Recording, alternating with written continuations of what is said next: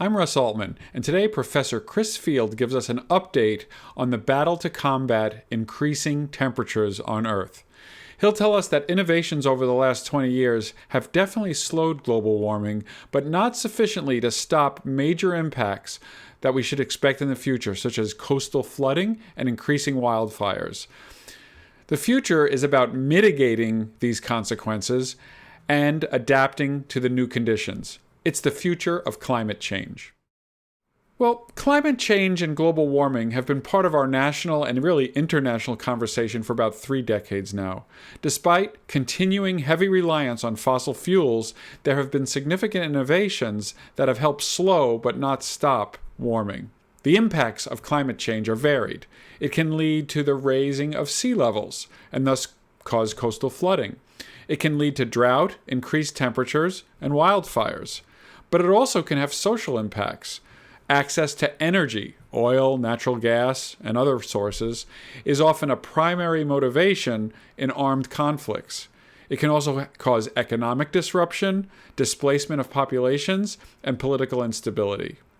Professor Chris Field is a professor of Earth Systems Science and Biology at Stanford University. He works on strategies for managing the human impacts of climate change, helping to create strategies to understand and manage the risks. Chris will start out describing the status of climate change. We have made good progress, he'll tell us, in reducing the rate of temperature increase, but in some sense, the damage has already been done, and there will be difficult to avoid consequences that we must now start to manage. Well, thanks, Russ. This is an issue that has two very different sides. 10 years ago, we thought we were headed for truly catastrophic warming in the absence of action, but we've really moved the needle on that, and as a result of quite large emissions reductions in the US and other developed countries, we now think that even without further action, we might end up at a end of century warming at something like 2.5 to 3 centigrade. That's way too much, but it's much better than we thought a decade ago.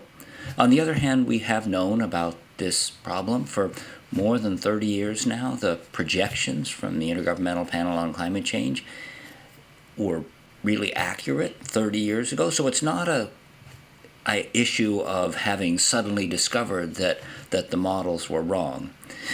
The real crux that we face in the early 2020s is that we're out of time for solving the problem in a way that really avoids the worst impacts of a changing climate. So just as a basic kind of tutorial for those of us who don't think about this all the time, I know we talk about temperature gains, like you just quoted a number of 2.5 degrees centigrade, and we also hear about CO2. Can you just give a little tutorial about how those two things are related? Is one of them more important? And how do we follow progress or lack of progress in the climate change arena? Well, one of the things that has become increasingly clear in the last few years is that there's a nearly linear relationship between the total amount of carbon dioxide that's been emitted from human activities since we really started doing it in a big way in the early 19th century and the total amount of warming that we end up with in the planetary system. So, for example, we know that if we want to have a 66% probability of stabilizing warming at less than 1.5 Celsius, we have a total forever budget of CO2 emissions of about 3,000 billion tons. And we have emitted about 2,600 billion tons to date, and we have a remaining budget. That number goes up by a substantial amount if we want to have a 66% probability of limiting to less than 2 Celsius, and it goes up further if we want to limit to 2.5.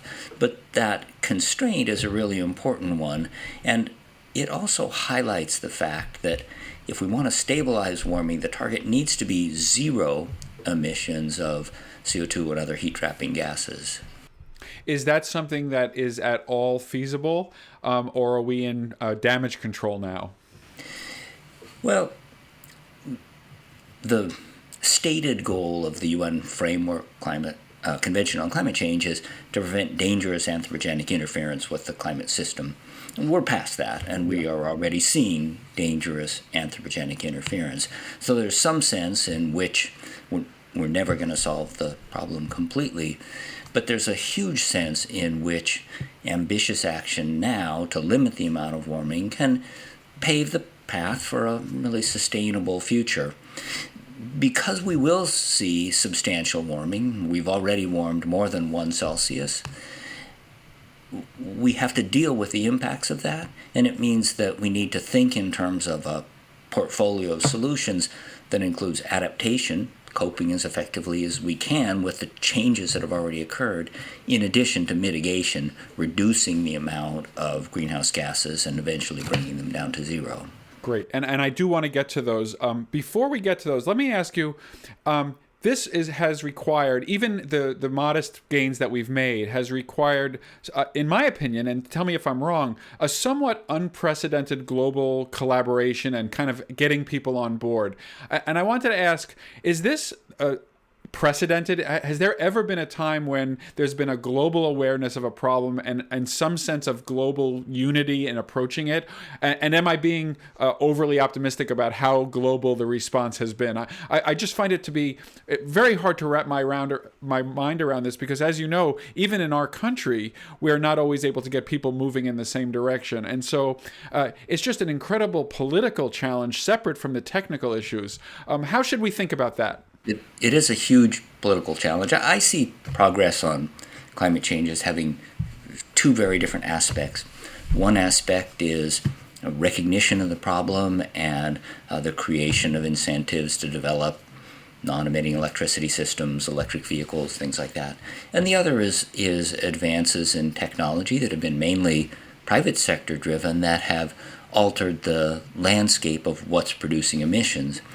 If you look at emissions reductions, especially in the U.S. over the last 15 years or so, that progress has been driven almost entirely by private sector innovations that actually had a relatively modest amount of government input, and in particular the transition from electricity generation by coal to electricity generation by fracked natural gas has led to almost all of the progress in the United States. But it is true that this is a problem that has important international dimensions, and it can't really be solved without action at every scale: individual, corporate, community, state, national, and international. And we struggle in the U.S. with developing a national policy because of political polarization, and we struggle internationally because countries are in such different places in what's described in the Framework Convention as common but differentiated responsibility. Okay, so now getting back, you talked about these 2 very attractive ideas: mitigation, which I guess is an adaptation. So can you tell me what has been the progress there? Because that seems like it's something that is going to have to take the forefront of our minds going into the next several years. How are the strategies for mitigation and adaptation looking? How well developed are they? And what does it mean for regular individuals and what changes they might see in their life? Well, when we think about mitigation, we're really trying to do one of 2 things: either use less of the benefits that we achieve from greenhouse gas emission, or replace the sources of the things we're using in a way that makes them non-emitting. And almost everyone agrees that we should be focusing on the latter approach rather than on the approach that's primarily cutting back on usage, although it is also true that some of the most important progress to date has been through increasing energy efficiency, and I don't want to downplay the opportunities for increasing efficiency as we move forward. But when you look at the major sources of greenhouse gas emissions in the United States, they come from a whole bunch of different activities, but in general they come from transportation, from buildings, from making things, and from the food system. And pretty much everything that humans do. Well, yes, that's true. I don't mean to be negative. I'm sorry. No, I mean, but we really have made amazing progress in being able to replace some of those sources of emissions with non-emitting technologies. And transportation is a really good example where, I don't know what you drive, but most people find the experience of owning and operating an electrical vehicle to be a substantial upgrade over a gasoline one. The performance is better. The not having to change the oil and everything is a big upgrade. That we really have reached a point where the non-emitting technologies are better than the emitting technologies. And I think that's the most encouraging thing about progress towards solutions, is that it's no longer a trade-off where we say, well, I have to pay more for something that doesn't work as well. You kind of pay the same amount or even less for something that works better. And that's the brightest side of our progress on climate change mitigation, decreasing emissions. Yes. Of course, while we're making progress and emissions are going down in the U.S. and other rich countries, they're still going up in much of the world where countries aren't at the level of economic development where it makes sense to deploy a lot of these technologies. We need to recognize that there's still decades of reliance on fossil fuel, both in the developed world and in the developing world. So a really interesting thread in your work has been looking at specific scenarios that are being affected by climate. And I want to spend a little time, for example, you've looked at coastal flooding and wildfires. Can you make that connection? I know that it's a direct connection for you.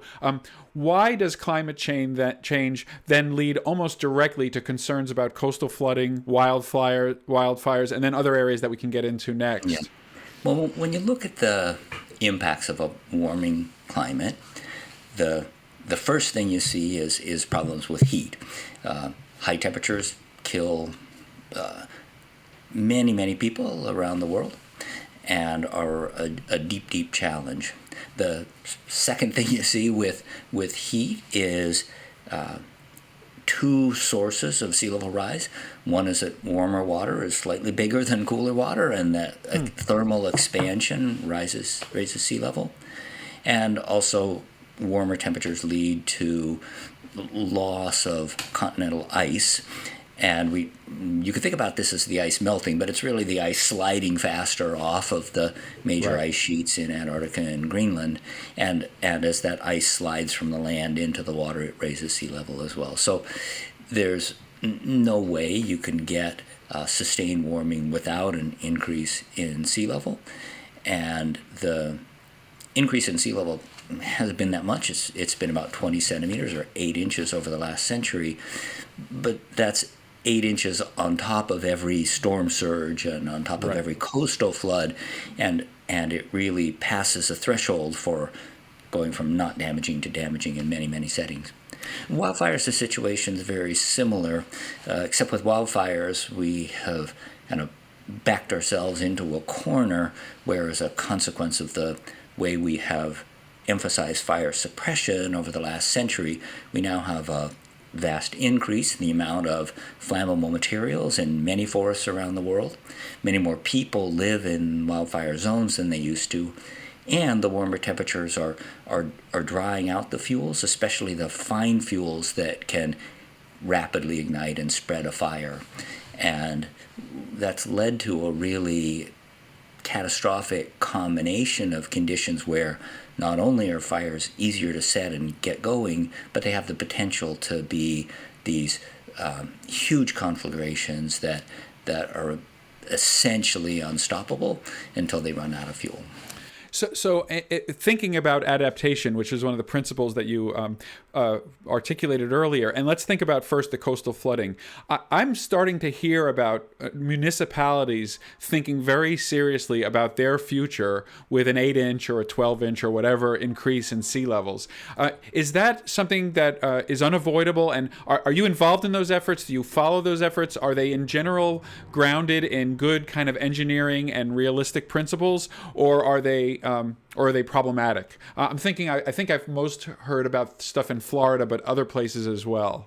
Well, when you think about adaptation to rising sea levels, there are a whole bunch of strategies that we can utilize. And in many cases, the smartest strategies are the ones that address multiple kinds of extreme events at the same time. And so as a general starting point, when we think about climate change adaptation, we should be thinking about things like improving the transportation network, improving the communication network, improving the emergency relief services network. And those are all things that can improve normal economic activity. At the same time, they help us cope with the results of climate change. Now, when we improve the transportation infrastructure, that means building it higher so that the highways aren't flooded and that the bridges remain usable. But we should be thinking first about things like that.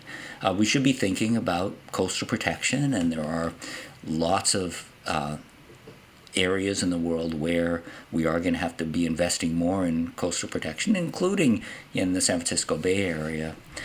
And then there are going to be some places where rising seas are such a challenge that communities, or at least individual houses, need to be relocated. In the U.S. has for many years had a buyout program that's operated by FEMA, where what they call severe repetitive loss properties have been purchased by the federal government to be converted into open space, and that's been relatively effective. When we think about higher levels of sea level rise and the projections with high levels of warming, or that we could see 1 to 2 meters of sea level rise by the end of the century, that becomes really existential for many areas around the world, especially small island nations. And we do need to give some very serious thought to the question of whether there should be planned relocation, as we've seen in now many communities around the world. Some are in progress, some have been successful, and some have been real failures. Yeah, that's really helpful. And what about for the wildfire situation? So I guess things like controlled burns and new land management policies, are those in process? Are we where we need to be for those kinds of issues? California and the western U.S. are one of the ground zeros for wildfire risk. The Mediterranean is another.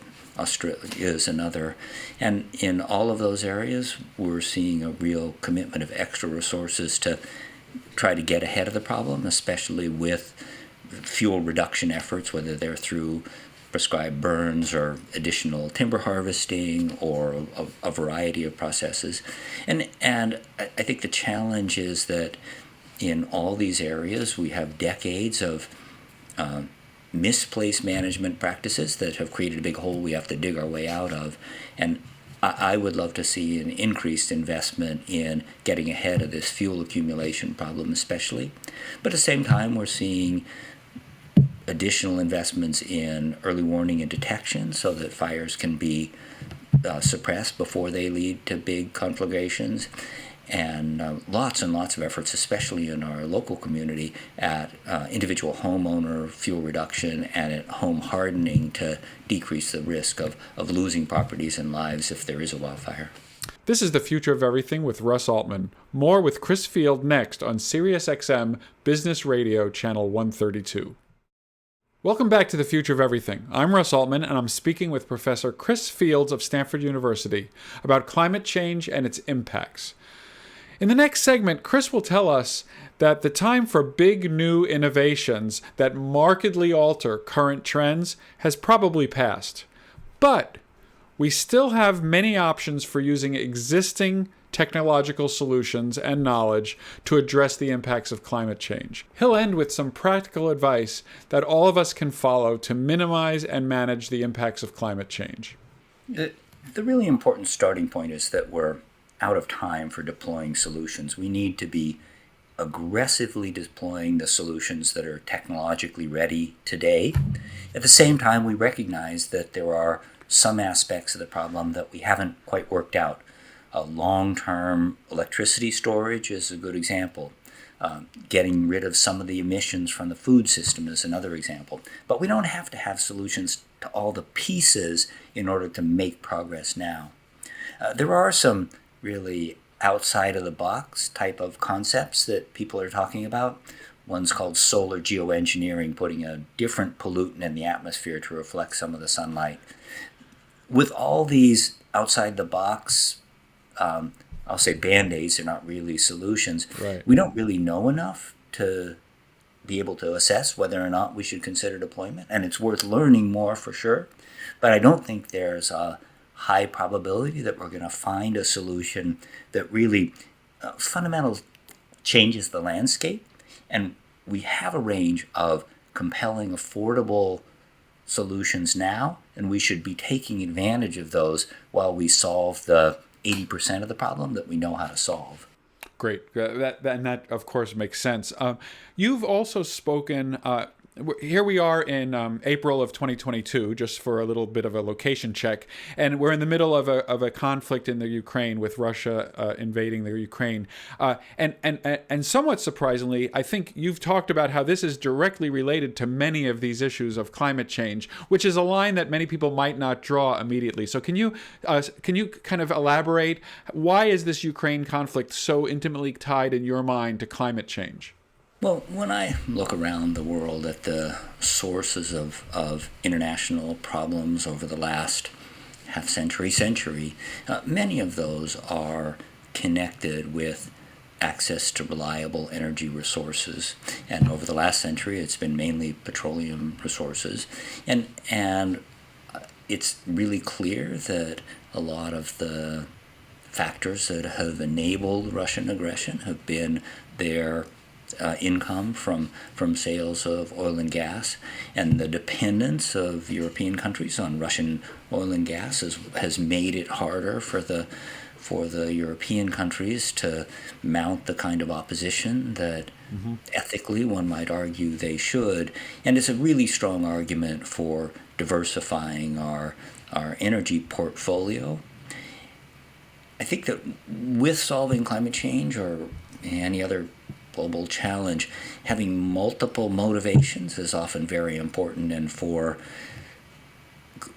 energy from fossil fuels, it's clear that there are a wide range of problems, especially associated with the problematic actors in petrostates that really increase the motivation for coming up with alternatives to fossil fuel. One thing that I think has been really inspirational about watching the situation unfold in Ukraine is that we've seen a remarkable commitments to community-based action, citizens helping other citizens, family members, relatives, people they didn't know in communities that have been impacted by the Russian aggression. And a really important thread that runs through all of our experience with not only climate change adaptation, but responses to a wide range of extreme events and disasters, is that community-based and family-based responses can be incredibly important. And I think we need the humility as we talk about large-scale planning to recognize that a lot of the progress really needs to come from community-based efforts. Yeah, I'm really glad you mentioned that, because as we look at the last couple of minutes of our conversation, for an individual who is concerned about this issue and who worries that this is all being left to policymakers, government, and they feel somewhat helpless, can you kind of give a sense of what are the things in everyday life that really could and do make a difference for the challenges of climate change? Can an individual make changes to their life that is consequential, or does this have to be like a top-down plan from above with large-scale kind of enforcement and kind of big government or big coordination? The answer is yes, individuals can make a difference, and I think about it as through three main pathways. One is lifestyle choices, and electric vehicle is the most compelling one now, but making sure that your home's as efficient as possible and transitioning to an all-electric home when that makes sense. The second is invest style, and all of us are investors, whether it's through our retirement program or through IRAs or whatever, but we really are seeing investor pressure change the way companies do things, and the recent struggle to put climate change activists on the board of ExxonMobil is a good example of how impactful that can be. And then the third is political action, what I think of as vote style, and a lot of challenge that's held back progress on climate change is the a lack of transforming what all the polling indicates is an overwhelming support for increased policy among voters, make that translate into consistent and committed action in Congress, and that we simply haven't seen. And having voters make climate change a top priority, recognizing that action on climate can help us solve a wide range of problems, really fits in with a package of effective individual action. So lifestyle, invest style, and vote style together really make a difference. So that's fantastic. And I guess at my final question, you are a professor at a university. What are you seeing in young people? Is this a source of hope? Is the upcoming generation of adults, so to speak, and I don't really just mean college students, but college age people, young people across the spectrum, how are they looking at this, and is that a cause for optimism? I think we are seeing a tremendous commitment in young people. And one thing that concerns me is that we also are in something of an era of climate anxiety, where an increasing fraction of young people are saying, oh, it's too late for action, or the prospects for me and my children aren't going to be what they were for my parents and their parents. And I think that that's not correct, that we do have many ways we can solve this problem, and many ways that we can direct investments in mitigation and adaptation and continued economic development to lead to increasingly vibrant lifestyles for people around the world. But it is a major challenge, and it's require a committed effort from every student at Stanford and every country around the world. Thanks to Chris Field. That was The Future of Climate Change. You have been listening to The Future of Everything with Russ Altman on SiriusXM Business Radio Channel 132.